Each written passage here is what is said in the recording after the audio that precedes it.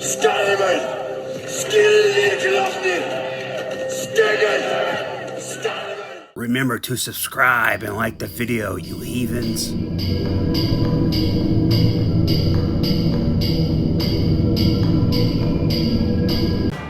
Spoilers ahead, you've been warned.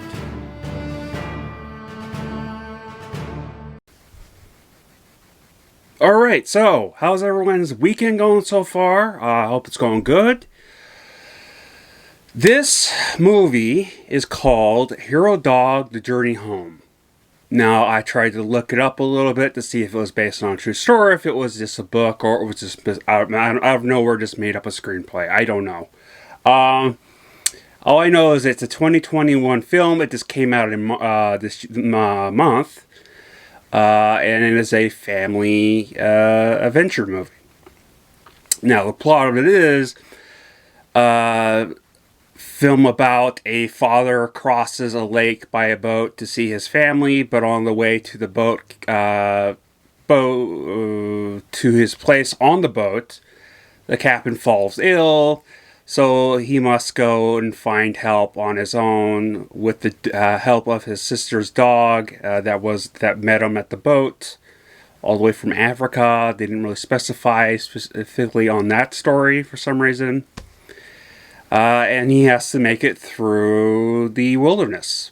Now, it looks like Alaska, so I'm assuming it's Alaska, and it just seems like that.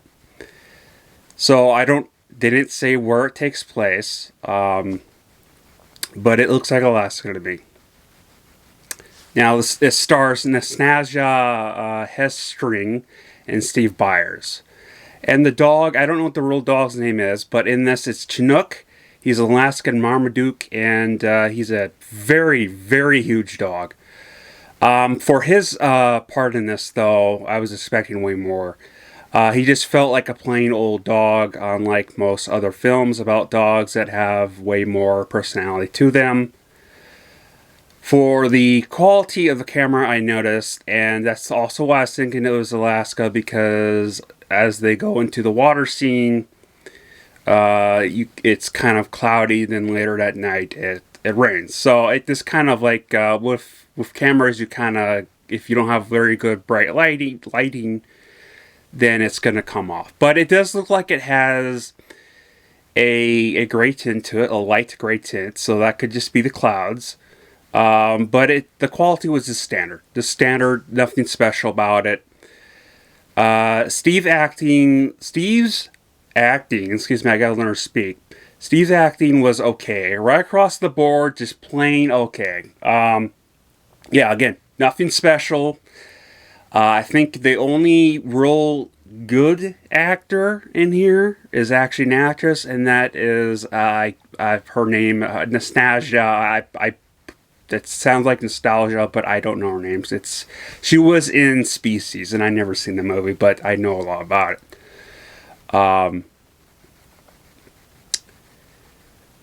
The acting in general, though, in here, to be more specific, was not great. I think the first sight of I figured that out was the fact that the captain needs to learn how they act. Because that heart attack was the funniest thing I've seen so far in a while. It was so fake looking, it was kind of laughable, it was very quick. It was very just, again, very fake looking. Another problem with this film is there was a camera shot when the boat was about ready to crash after the captain fell ill. So they showed the cliff, and they're going towards, doing a panning towards it, and then all of a sudden it goes like this. It's not even subtle. It was like completely obvious, the most obvious thing in the world, that they took the camera and did this. That's all they did. They did this. That's all. It was the most ridiculous camera shot I've ever seen, ever. I've seen some creative ones that are a bit odd, but that hands down hits the book of the most laziest camera shot ever. first 24 hours of the captain, and he's still alive. Now, I could be kind of wrong to some degree that he would still be alive after that type of heart attack where he's just passed out. But I also noticed that I know he's blind, but I'm pretty sure he was blind in the military. So I'm pretty sure he could feel around and do compressions on the guy. He didn't do compressions at all. He just felt his neck, and that was really it. And he said, "Oh, he's out." And then later on, he finds it. But the biggest issue if I have this film, biggest issue of this, that like the biggest freaking plot hole in this, I guess you'd call it. Why? Why did he leave the boat? It wasn't sinking.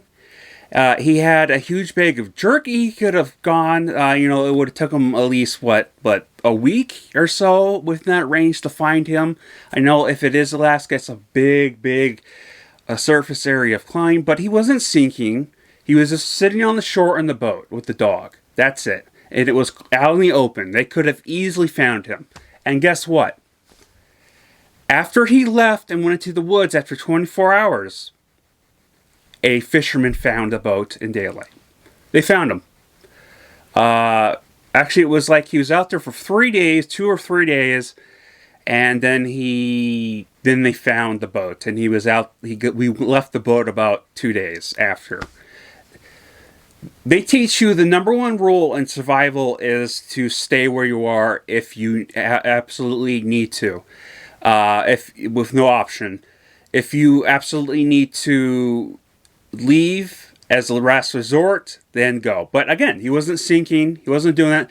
So they pretty much, the whole plot around this is him getting lost and going through the woods trying to find help. They pretty much just freaking forced that into the story.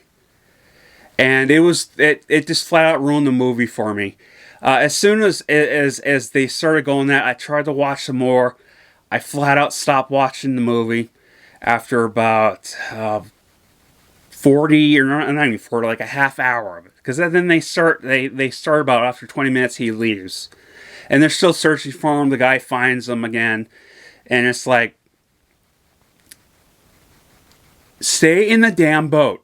You would have easily been found. After 20 minutes, that movie would have been at least over.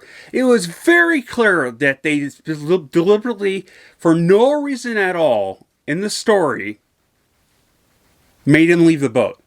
Because again, there was no absolute reason at all why he should have left the boat. So the writing on this was definitely bad. Definitely didn't have a whole lot to it. And then the acting wasn't that great, again. So, all that being said, this is what I rate it.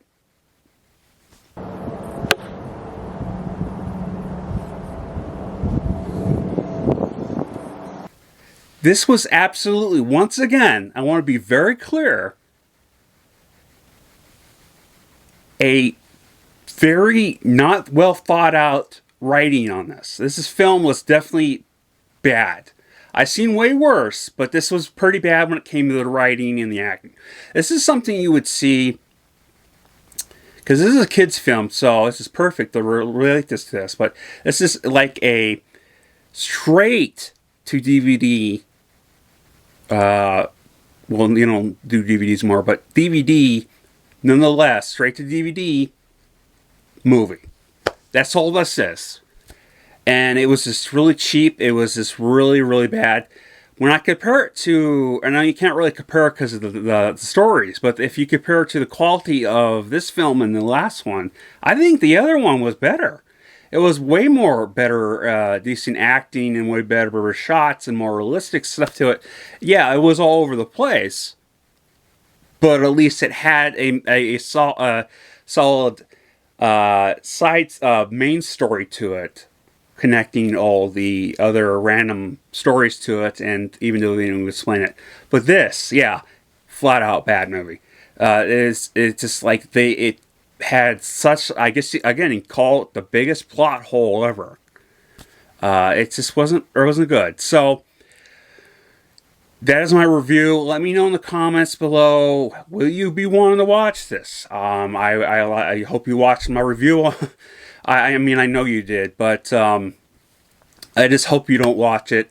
But if you do, it's not even a movie that, in my opinion, I think kids would like. Maybe they would, because, you know, they're kind of simple, no offense.